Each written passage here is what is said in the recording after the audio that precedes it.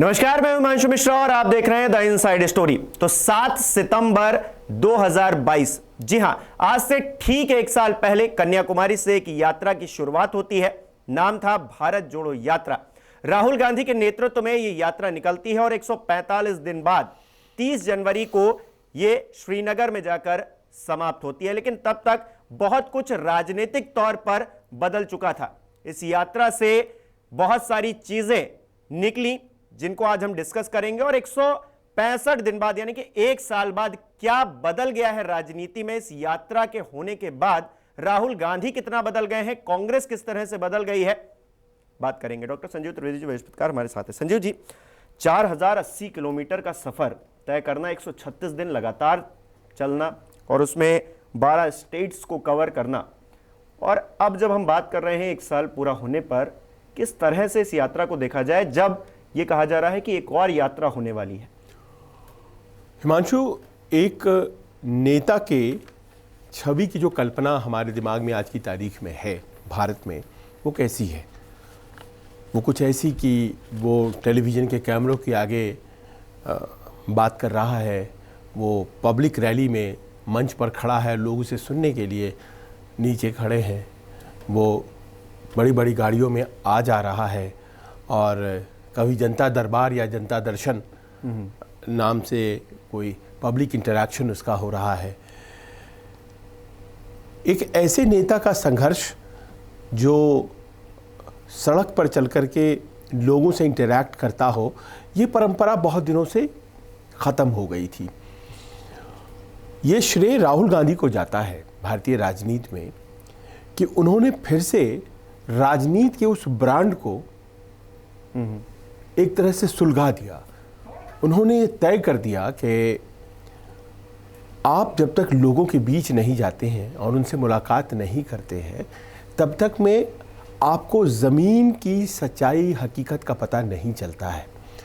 और जब तक आपको वो नहीं पता चलेगा, तब तक आपको जनता गंभीरता से नहीं लेगी।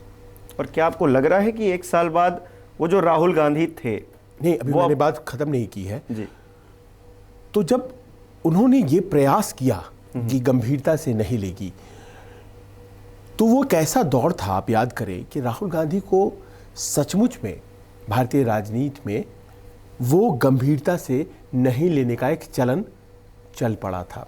कांग्रेसी कहते हैं कि लाखों करोड़ खर्च करके उनकी इमेज को ख़राब करने की कोशिश की गई थी, और ये उसका परिणाम था। लेकिन जो भी था, ये एक स्थिति थी। दिल्ली में आके राहुल गांधी ने खुद इस बात को कहा था। हाँ, और आप देखिए कि एक साल के बाद और कुछ नहीं तो एक सीधा और ठोस आउटकम जो उस यात्रा का है आज की तारीख में, वो ये है कि आज देश और समाज राहुल गांधी को एक गंभीर नेता के तौर पर स्वीकार कर चुका है, और वो जो एक इमेज बनाई गई थी उनकी, वो भी धराशायी हो गई। बाकी चीज़ों के बारे में हम बात कर सकते हैं, लेकिन एक ऐसा नेता जो स्थापित सत्ता जो इस वक्त है, उसके खिलाफ बेबाकी और बिना डरे बोल सकता है, मुद्दों को सामने रख सकता है, बड़े से बड़े मुद्दे, लोगों को उन मुद्दों से दो चार कर सकता है, कन्विंस कर सकता है, और लोग उसकी बात को सुने, ऐसी भाषा वो बोलता है। ये तो राहुल गांधी को इस पूरी यात्रा से ही मिला। और इस एक साल में और कुछ भी हुआ है, यात्रा के अलावा भी उनकी संसदीय जाना, उसके बाद फिर से उनका लौटना, तो ये सब भी हुआ है। तो बहुत कुछ हुआ तो है राहुल गांधी के साथ, लेकिन क्या ये कहा जा सकता है कि उन्होंने कांग्रेस को उबारा है? जो कांग्रेस नीचे जा रही थी, उसका जो ग्राफ है उसको ऊपर करने की कोशिश की है अकेले दम पर। इस यात्रा से उसकी शुरुआत होती है। हिमांशु, आप चाहें न चाहें, भारतीय राजनीति में जो भी पार्टियां हैं वो व्यक्ति आधारित हैं। और अगर आप भारतीय जनता पार्टी की बात करें, आज तो प्रधानमंत्री नरेंद्र मोदी के आसपास वो पार्टी है। अगर आप कांग्रेस की बात करें तो राहुल गांधी, सोनिया गांधी के अलावा आपको तीसरे नाम के लिए सोचना पड़ेगा। अब खड़गे साहब का नाम आने लगा है, वरना वो व्यक्ति के आसपास पार्टियां चलती हैं।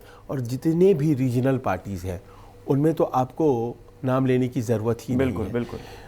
तो ऐसे में जब किसी मेन नेता की छवि खराब होती है तो जाहिर है वो पार्टी की छवि भी खराब होती है, और अगर मेन नेता की छवि सुधरती है तो जाहिर है पार्टी को भी उसका फ़ायदा होता है। और हमने देखा पिछले 1 सालों में जो पॉलिटिक्स है उसमें पैशन, एक भावना क्या होती है, वो उस मार्च के दौरान हमें लोगों के भाव से, उनके साथ जुड़ने से वो एक महसूस हुआ था। तो पॉलिटिक्स उस तरह का एक जिसमें कि पैशनेट होकर के पीपल्स इश्यूज़, लोगों के मुद्दे उठाता हुआ कोई नेता आगे बढ़ रहा है, वो राजनीति हम लोगों ने देखी। और अब जबकि राहुल गांधी की मान लीजिए कि एक गंभीर छवि जब सामने आई तो उसके राजनीतिक परिणाम अगर आप ठोस परिणामों में ढूंढें तो हिमाचल और कर्नाटक की जो जीत है, बहुत लोग मानते हैं कि उस जीत में अगर बहुत से फैक्टर्स थे कारक, तो एक फैक्टर ये भी था कि राहुल गांधी ने अपनी यात्रा से और अपनी छवि से एक भावना पैदा की कि कांग्रेस पर विश्वास किया जा सकता है। तो अब तो अलायंस भी बन गया है और कुछ राज्यों के इलेक्शन और भी होने हैं केंद्र के इलेक्शन से पहले। तो जो भारत जोड़ो यात्रा थी और जो दूसरी यात्रा होने जा रही है, तो ये सब सारी चीज़ें मिलकर क्या इन चुनाव में इम्पैक्ट डालने वाली हैं जो आगामी चुनाव है? क्योंकि जो यात्रा हो गई वो तो हो गई। कुछ लोग ये भी कह रहे थे जब यात्रा चल रही थी, हम लोगों ने तो प्रॉपर उसको कवर किया, डे टू डे कवर किया, कि ये यात्रा कुछ दिन में लोग भूल जाएंगे। तो क्या लोग भूल गए? और राहुल गांधी ने क्या यात्रा खत्म होने के बाद, कहा जाता था कि राहुल गांधी उस तरह के नेता हैं कि कुछ दिन एक्टिव रहे उसके बाद गायब हो गए, तो इस यात्रा के बाद उनकी वो छवि नहीं देखने को मिली। वो लगातार और लोगों से भी मिलते रहे। वो यात्रा खत्म हो गई, उसके बाद उन्होंने तमाम और चीज़ें की हैं, तो उस चीज़ को जिंदा रखा है उन्होंने, ये नज़र आता है। हाँ, बिल्कुल सही आपने ये आकलन किया। और ये उनके विरोधी भी इस बार कहते हैं कि जिस तरह से एक रिलक्टेंट पॉलिटिशियन की इमेज उनकी बन गई थी, जो है भी और नहीं भी है, और इतनी बड़ी पार्टी के सरपरस्त होकर के क्या आप वो रिलक्टेंट पॉलिटिशियन हो सकते हैं, उस छवि को उन्होंने दरकिनार कर दिया। और उसके बाद जिस तरह से भारत जोड़ो यात्रा का जो पार्ट 2 उन्होंने शुरू किया, जिसमें कि वो मुख्तलिफ उन समुदायों से मिलने लग गए जो कि पारंपरिक पेशा है उससे वो संबंध रखते हैं, छात्रों से मिलते हैं, वो ऐसे लोगों से मिलते हैं जो अपनी मेहनत से खुद अपनी आजीविका पैदा कर रहे हैं, किसान हैं, ट्रक ड्राइवर्स हैं, बाइक कोई कैसे बनाता है, उसकी भावना क्या है, उसके विचार क्या हैं, वो समझने की कोशिश। तो ये एक कंटिन्यूएशन के तौर पर लोगों को दिखाई पड़ा। पर मूल बात तो देखिए यही है ना कि उस यात्रा ने जो दिया है कांग्रेस को, उसी का आज नतीजा है कि आप कांग्रेस को इंडिया अलायंस नाम के ओपोजिशन गठबंधन के मध्य में पाते हैं, और पाते हैं कि लोग बाग कांग्रेस की सुनने को कम से कम विपक्ष में तैयार हैं। वैसे लोग भी जिन्होंने कल तक कांग्रेस की खिलाफत की और उनके खिलाफ चुनाव लड़े, आज एक ही मंच पर मंच साझा कर रहे हैं। तो ये उस यात्रा के दौरान जो 2 चुनाव हुए हिमाचल में और कर्नाटक में, तो मैंने ये पाया कि जो जनता से जुड़े मुद्दे थे, कर्नाटक के तो चुनाव बाद में हुए, लेकिन हिमाचल का चुनाव उसी दौर में हुआ। और आपने ये देखा होगा हिमांशु कि जो पीपल्स इश्यूज़ थे, बड़ी बड़ी बातें नहीं, आम रोज़मर्रा की ज़िंदगी से जुड़ी बातें, महंगाई, ओल्ड पेंशन स्कीम, रोज़गार, ये सवाल जिस तरह से राहुल गांधी के पास आते चले गए और वो लोगों को बताते चले गए। आपने देखा होगा जब यात्रा चल रही थी तो उन्होंने करीब 12 पब्लिक मीटिंग्स, बड़ी बड़ी सभाएं की, करीब 13 प्रेस कॉन्फ्रेंसेस हुए, और उसके बाद 100 से ज़्यादा नुक्कड़ बैठकें हुई, और उसके बाद जो सिविल सोसाइटी था उनके साथ चलते हुए करीब 250 मीटिंग्स की, चलते चलते जो बात करते हैं। और उसमें बहुत से लोग जिनके कि अपने बड़े स्पष्ट विचार हैं, जैसे मान लीजिए आरबीआई के गवर्नर रघुराम राजन आए, या फिर कई जनरल्स आर्मी के वो भी पहुँचे, फिल्म स्टार्स पहुँचे, बहुत से ऐसे सिविल सोसाइटी के लोग जो किसी दल विशेष से जुड़ना नहीं चाहते हैं, जो कि आपने देखा होगा वो कांग्रेस का झंडा लिए लोग वहाँ नज़र नहीं आते थे, तिरंगा लिए नज़र आते थे, क्योंकि ये साफ इंस्ट्रक्शन था। उन भावनाओं को समझकर अपनी पार्टी को बताकर कैसे चुनाव में उनको ले जाना है, ये सुनिश्चित किया, और उसका नतीजा हिमाचल और कर्नाटक था। गारंटीज कैसे बनाई कि क्या क्या प्रोमिसेस लोगों को दी जाएं चुनाव के एंड पहले, जिसको कि आजकल कांग्रेस गारंटी बोलती है, वो गारंटीज जिस तरह से गढ़ी गई वो लोगों की भावनाओं को उसने छुआ। और जो एक लोगों का हुजूम उमड़ रहा था, बहुत दिनों बाद दिखा था लोगों को भारतीय राजनीति में कि लोग ऐसे पीछे किसी के चल सकते हैं। राहुल गांधी रातों रात अपनी इमेज तो सुधार ही रहे थे, राजनीति में भी उस भाव को जन्म दे रहे थे जिसमें कि जनता उसको सराहेगी जो जनता के पास आएगा। अच्छा, मैंने राहुल गांधी के नेचर में या उनके जो पूरा मैंने हाव भाव देखा, उसमें बड़ा बदलाव इस यात्रा के दौरान भी पाया, क्योंकि राहुल गांधी उस पर्टिकुलर लाइन से अलग चल रहे थे जो कांग्रेस की अमूमन रहती है। राहुल गांधी उनका एक एम था कि हमको चलना है, बात करनी है, और वो उसी एम पर चलते जा रहे थे। ये मैंने फील किया उस यात्रा के दौरान, क्योंकि याद हो कि राजस्थान में किस तरह की घमासान मचा उसी बीच, और अशोक गहलोत ने कहा कि हम अध्यक्ष पद पे नहीं जाएंगे, और उस बीच विधायकों का जो हुआ, फिर ये हुआ कि राहुल गांधी जब यात्रा करेंगे उस दरमियान मनाएंगे और ये करेंगे। लेकिन राहुल गांधी ने उन सारी चीज़ों से हटकर अपनी यात्रा पे जो फोकस किया, तमाम चीज़ें जो उन्होंने की, 145 दिन की ये यात्रा, उसमें 136 दिन सिर्फ चले हैं, बीच में कुछ ब्रेक्स लिए हैं, उसके अलावा वो सिर्फ चले हैं। तो उन्होंने बाकी चीज़ों को दरकिनार करते हुए एक ही चीज़ को, एम को पकड़ा और उसी को लेकर आगे बढ़े। शायद यही वजह है कि कांग्रेस भी धीरे धीरे करके उसी लाइन पर आ गई जिस पर राहुल गांधी थे।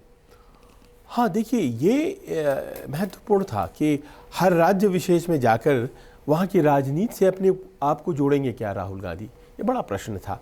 जब वो केरल से चले तो केरल में तो सवाल ये था कि भाई वामपंथी विरोधी हैं, लेकिन उन्होंने वामपंथ का वहाँ विरोध करने वाली कोई बात नहीं की, कुछ नहीं कहा। तमिलनाडु से होते हुए जब वो दक्षिण के दूसरे राज्यों में तेलंगाना, आंध्र और कर्नाटक आए, अब कर्नाटक में भी उन्होंने कोई विशेष प्रयास नहीं किया कि सिद्धरामैया और शिव कुमार के बीच उस वक्त वो टसल चल रही थी, आपको याद होगा। लेकिन वो दोनों साथ आए और साथ चलते चले गए, और उस चलने के दरमियान जो है ये लॉजिक उन्हें समझ में आ गई कि आपसी विवाद से ना अपना भला है, ना पार्टी का भला है, ना देश का भला है। हालांकि बीजेपी पर लगातार हमले हो रहे थे। हाँ, वो आरएसएस की नेकर वाला जो पोस्टर जारी किया गया, या फिर सावरकर को लेकर महाराष्ट्र में जो बयान दिया गया, उसके बाद वो तमाम चीजें होती रही। और मैंने पाया कि बयानों में एक परिपक्वता आती चली गई। शुरुआत में मान लीजिए जो ज़्यादा बेबाकी थी वो धीरे धीरे वो घटती चली गई। और देखिए, आज की तारीख में भी राजनीति में अगर आप केवल विपक्ष के बारे में या अपने विरोधी के बारे में कुछ भी बोलते रहते हैं तो जनता उससे प्रभावित नहीं होती है। जनता को प्रभावित करती है वो बात जो उनके बारे में सोची जाती है। अरविंद केजरीवाल जनता के बारे में जब तक सोचते रहे, जब तक वो डिलीवरी के टर्म्स में बात करते रहे, और देखिए इसकी शुरुआत का श्रेय तो उन्हें जाता है कि उन्होंने जिस तरह से फ्री बिजली, फ्री पानी और इस तरह से लोगों को मदद करना शुरू किया, तब तक अरविंद केजरीवाल का राइज बहुत अच्छा है।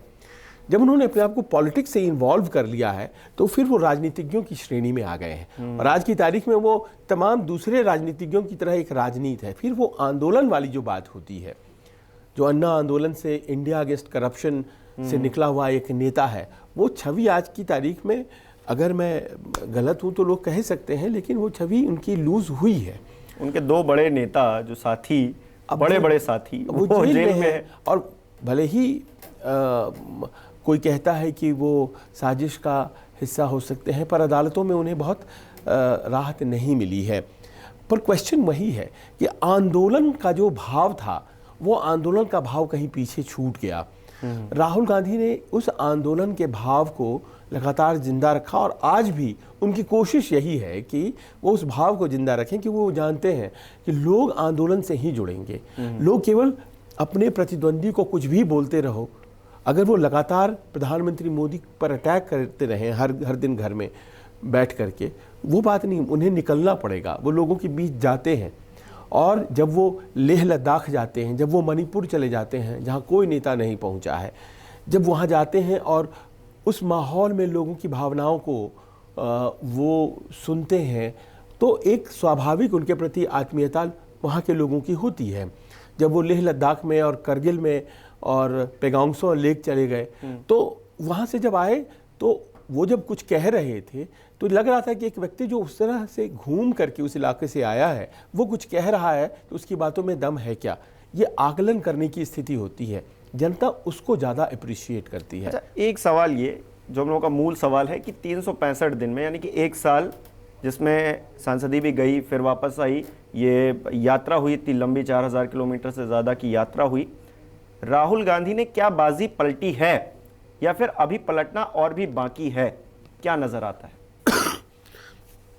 बाजी पलटी तो ये होता है कि अगर कोई बहुत बड़ा चुनाव जो है वो भारतीय जनता पार्टी के खिलाफ चला गया, अभी तक जो 2 चुनावों में पराजय हुई है, तो उसे आप ये कह सकते हैं कि कांग्रेस ने अपनी मौजूदगी दर्ज कराई है।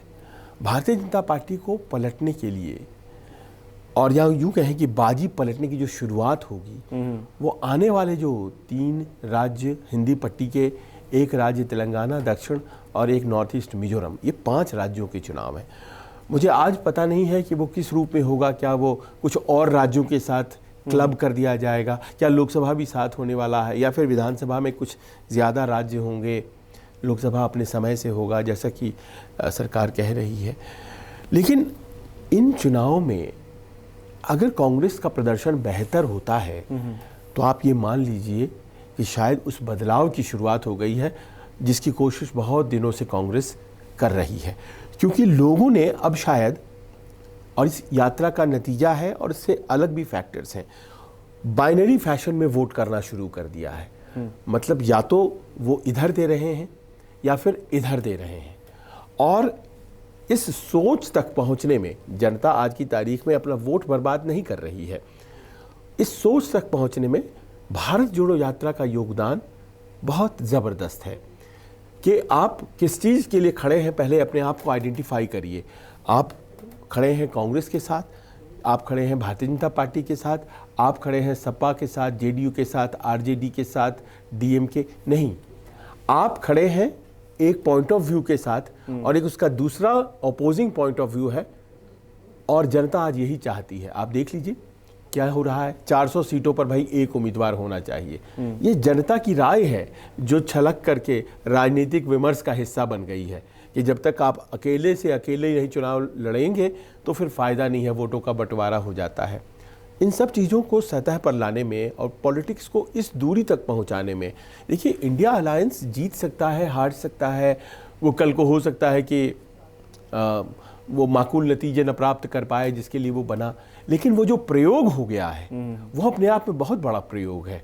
सभी दलों का साथ आना और पीपल्स इश्यूज़ के लिए खड़े होना। मैं मानता हूँ कि आज की तारीख में रोज़गार और महंगाई 2 ऐसे मसले हैं जो हर व्यक्ति को प्रभावित करते हैं, जो सरकारों को प्रभावित करते हैं, और ऐसे में उन इश्यूज़ पर अपने आप को खड़ा कर लेना अपने विपक्षी के साथ भी, ये संभव हो पाया। और इसमें कांग्रेस, और ख़ास तौर पर ये पिछले 1 साल का जो कांग्रेस के भीतर का घटनाक्रम है राजनीतिक, उसका बड़ा योगदान है, और उसमें राहुल गांधी ऑब्वियसली। लेकिन पलट देंगे बाजी, ये संभावना है, पलट दिया है उन्होंने, अभी ये मैं नहीं कहूँगा। चलिए देखते हैं, क्योंकि एक और भारत जोड़ो यात्रा होने वाली है 2.0। तो अब ये कैसी यात्रा रहेगी, किस तरह से रहेगी, कैसे आगे बढ़ेगी राहुल गांधी, क्या वो जो इम्पैक्ट पहली यात्रा से डाल पाए थे क्या वो दूसरी यात्रा से भी डाल पाएंगे, तमाम चीज़ें हैं, देखेंगे, समय के साथ पता चलेगा कि राहुल गांधी क्या कर पाते हैं इस यात्रा के दरमियान।